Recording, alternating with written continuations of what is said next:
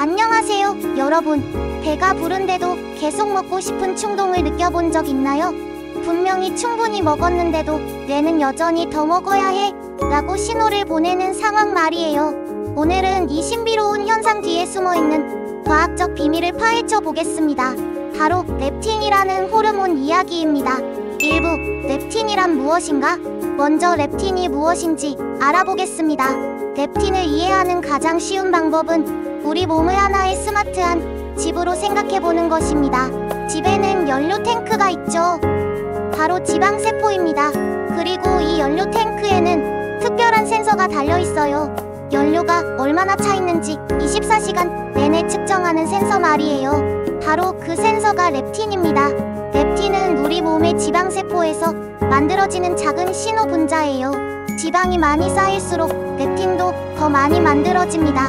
마치 연료 탱크가 가득 찰수록 더 강한 신호를 보내는 것처럼 말이죠. 2부, 렙틴의 정상적인 작동 방식. 그럼 이 렙틴이 어떻게 작동하는지 살펴보겠습니다. 지방세포에서 만들어진 렙틴은 혈액을 타고 뇌로 여행을 떠납니다. 목적지는 우리 뇌 깊숙한 곳에 있는 시상하부라는 곳이에요. 여기가 바로 우리 몸의 에너지 관리 본부입니다. 시상하부에 도착한 렙틴은 두 가지 중요한 일을 합니다. 첫 번째, 그만 먹어도 돼 라는 신호를 보내는 뉴런을 활성화시킵니다. 마치 스마트폰 배터리가 충분할 때 충전 완료 알림이 뜨는 것처럼 말이에요. 두 번째, 더 먹고 싶어 라는 신호를 보내는 뉴런을 차단합니다. 배터리가 가득 찼는데 계속 충전하려고 하면 안 되니까요. 정상적인 상황에서는 이 시스템이 완벽하게 작동합니다. 충분히 먹으면 렙틴이 이제 그만 이라고 알려주고 우리는 자연스럽게 수저를 내려놓게 되는 거죠. 3부, 렙틴 저항성, 시스템의 고장. 하지만 여기서 문제가 생깁니다. 바로 렙틴 저항성이라는 현상이에요. 이걸 이해하기 위해 다시 스마트폰 비유를 사용해 보겠습니다. 여러분의 스마트폰 배터리가 100% 충전되어 있는데 화면에는 계속 배터리 부족 경고가 뜬다고 상상해보세요. 실제로는 배터리가 가득한데 폰이 그걸 인식하지 못하는 상황인 거죠. 렙틴 저항성도 마찬가지입니다. 몸에는 충분한 지방이 저장되어 있고 렙틴도 충분히 만들어지고 있어요. 하지만 뇌가 그 신호를 제대로 받아들이지 못합니다. 결과적으로 뇌는 에너지가 부족해, 더 먹어야 해 라고 계속 명령을 내리게 됩니다. 마치 가득한 연료 탱크를 보고도 연료 부족이라고 착각하는 고장난 계기판과 같아요. 4부, 왜 렙틴 저항성이 생길까? 그럼 도대체 왜 이런 일이 생기는 걸까요? 몇 가지 주요 원인들을 살펴보겠습니다. 첫 번째 문제, 출입 통제소의 마비.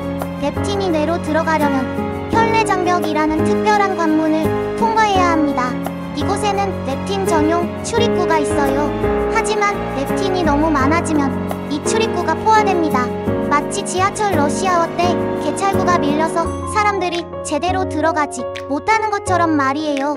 특히 혈액 속 중성지방이 높으면 이 문제가 더 심해집니다. 두 번째 문제, 내부 통신망의 교란.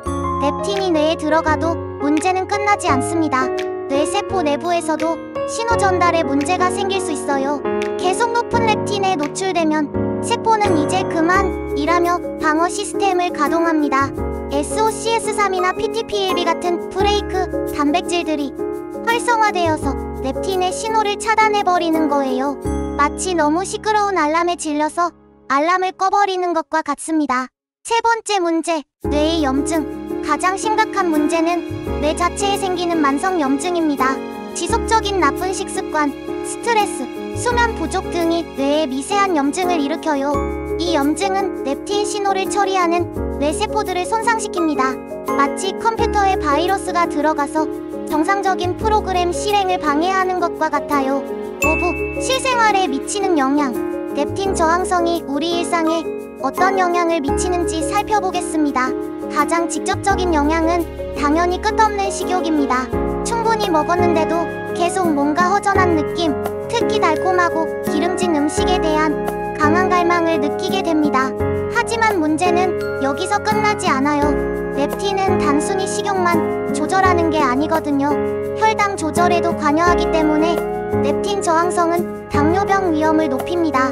면역 시스템과도 연결되어 있어서 염증성 질환의 위험도 증가해요.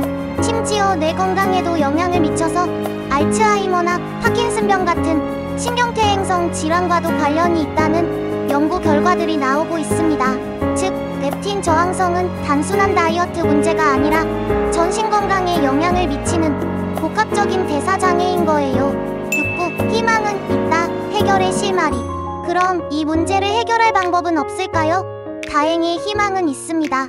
렙틴 저항성을 개선하는 핵심은 렙틴을 더 많이 만드는 것이 아니라 렙틴에 대한 민감도를 회복하는 것입니다. 규칙적인 운동은 렙틴 민감도를 개선하는 가장 확실한 방법 중 하나예요. 특히 근력 운동과 유산소 운동을 병행하면 효과가 더 좋습니다. 충분한 수면도 중요합니다.